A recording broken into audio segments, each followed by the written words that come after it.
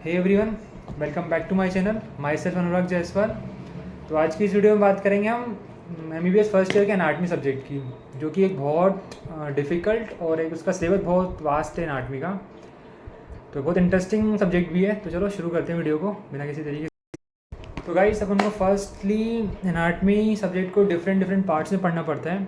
First is general anatomy, जो कि एक फॉर बेसिक के लिए होता है। ये मतलब कोई पढ़ता वढ़ता तो है नहीं है, पर बेसिक के लिए होता है ये सब्जेक्ट। ये आप कॉलेज ज्वाइन करोगे तो ये 15-20 दिन पढ़ाया जाता है आपको। देन उसके बाद आपको पढ़ाया जाएगा upper limb, lower limb, thorax, pelvis, abdomen, ये पढ़ाया जाएगा आपको।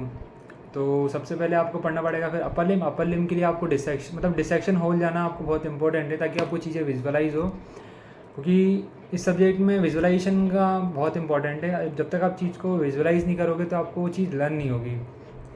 तो गाइज़, वीडियो ज़्यादा लंबी ना हो, इसलिए अपन से अपर लिम की बात करेंगे इस वीडियो के अंदर कि अपर लिम को आपको कैसे अप्रोच करना है।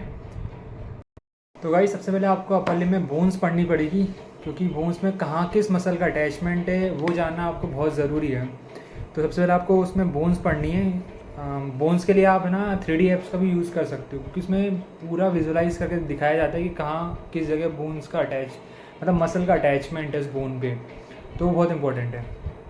जैसे कि आप अपर लिम के अंदर डिफरेंट टॉपिक्स पढ़ोगे तो उसको समझना बहुत इंपॉर्टेंट है, क्योंकि नहीं तो आपको याद नहीं होगी फिर चीज़ें। और मतलब याद करने के लिए आपको जितना प्रैक्टिस करोगे ना डायग्राम की, उतनी जल्दी चीज़ें याद होगी। आप जितना विजुलाइज करोगे डायग्राम को, जितना प्रैक्टिस करोगे, उतनी जल्दी चीज़ें रिवाइज होगी। और उस बहुत इंपॉर्टेंट बात, जैसे कि आप कुछ भी टॉपिक पढ़ोगे तो उसके बाद आपको क्लिनिकल एनाटमी बहुत इंपॉर्टेंट है उसकी याद करना, क्योंकि क्लिनिकल एनाटमी लिखने से क्या है ना, आपको मार्क्स मिल जाएंगे। तो वो बहुत ज़रूरी है।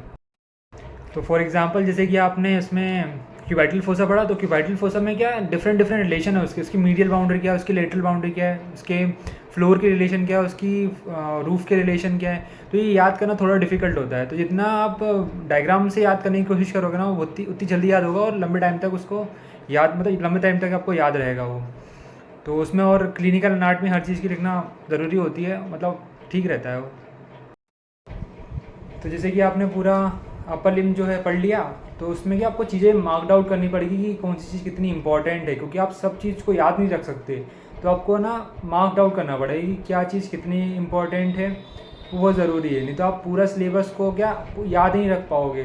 तो क्या अपर लिम में कुछ चीज़ें बहुत ज़्यादा इंपॉर्टेंट, जैसे कि नर्व, उसमें उसकी रूट वैल्यू क्या है, उसका कोर्स क्या है, मतलब कहाँ से निकल रही है, क्या कब टर्मिनेट हो रही है, किस किस को सप्लाई कर रही है, वो तो याद करना बहुत ज़रूरी है। नहीं तो फिर, और सेम इसके लिए आप अपनी आर्टरीज़ के लिए कि आर्टरी कंटिन्यूएशन क्या है, किस किस को सप्लाई कर रही है, वो बहुत ज़रूरी है।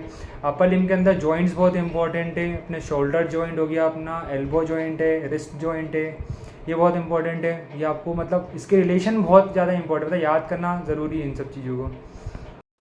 आज की वीडियो में बस इतना ही। मिलते हैं अब नेक्स्ट वीडियो में किसी और इंटरेस्टिंग टॉपिक के साथ। Till then bye and subscribe the channel please.